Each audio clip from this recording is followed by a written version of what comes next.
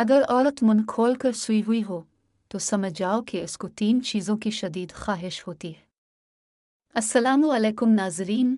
नाजरीन, कुछ औरतें मर्दों को छुपे इशारे करती है, लेकिन मर्दों को उन इशारों का पता नहीं होता और ना ही मर्द औरत के इशारों को समझ पाते हैं।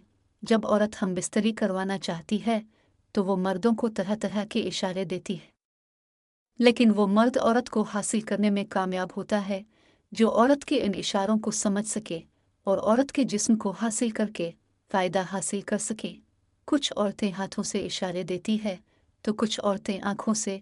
जो औरतें मुंह खोल कर सूई हो तो इस औरत में 3 चीज़ों की शदीद ख्वाहिश होती है।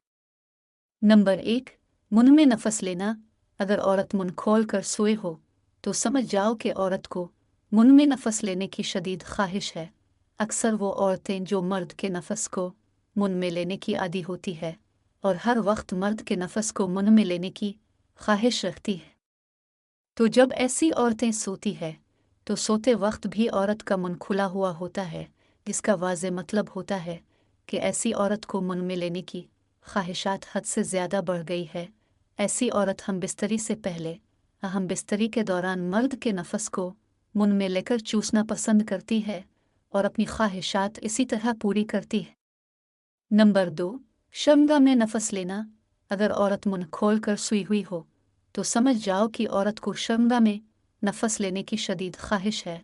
वो औरत जो मर्द के साथ हम बिस्तरी करने के बारे में हर वक्त सोचती रहती है, जब ऐसी औरत सोती है तो सोने के दौरान इसका मुंह खुला हुआ होता है और इसी तरह औरत की शर्मगाह भी हम बिस्तरी के लिए तैयार और खिली हुई होती है।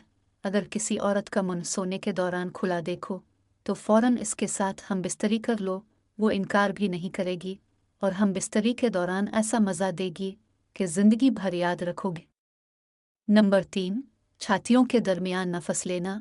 अगर औरत मुंह खोल कर सूई हुई हो तो समझ जाओ कि औरत में छातियों के दरमियान नफस लेने की शदीद ख्वाहिश है। बहुत कम औरतें ऐसी होती है जो छातियों के दरमियान नफस डालकर मर्द को फारिग करती है। ऐसी औरतें अमूमन अतो तवाइफें होती है। अब फिर बदचलन बाजारी औरतें होती है जो चंद पैसों की खातिर सब कुछ कर लेती है। ऐसी औरतें जब सोती है तो छातियों को खुला छोड़ देती है। जब कोई औरत सोई हुई हो और इसका मुंह खुला हो तो समझ जाओ कि वो मर्द के नफस को मुंह और शर्मगाह में लेने के साथ साथ छातियों के दरमियान लेने की बेहद शौकीन होती है।